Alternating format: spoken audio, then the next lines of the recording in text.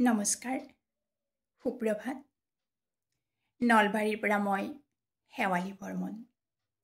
মহীশূৰৰ ভাষা সাহিত্যৰ চৰ্চাৰ মঞ্চ পোহৰ জোনাকীৰ প্ৰথম বৰ্ষপূৰ্তিৰ প্ৰাকক্ষণত অনুষ্ঠানটিলৈ শুভকামনা জনাই মই পাঠ কৰিবলৈ লৈছোঁ শ্ৰদ্ধাৰ কবি মকিবুৰ ৰহমান ডাঙৰীয়াৰ কবিতা সৰগীয় সুখৰি বাটেৰে।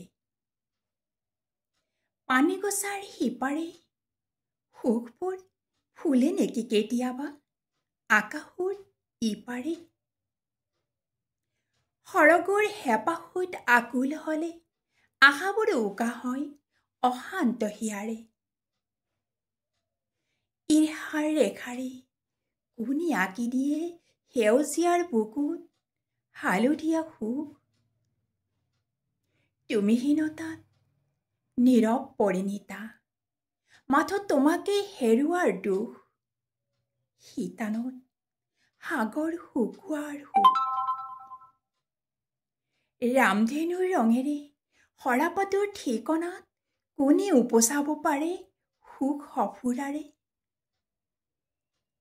চাও বুলিয়েই গুচি গলে কুটুম হেগৰিয়াই সকল শুকুলা মন গহনেৰে।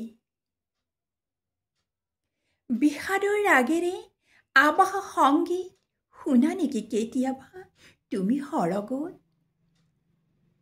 তোমাকেই সুৰি শকক নিজৰা কৰি বাজে নিতে এই মৰতত। ধন্যবাদ।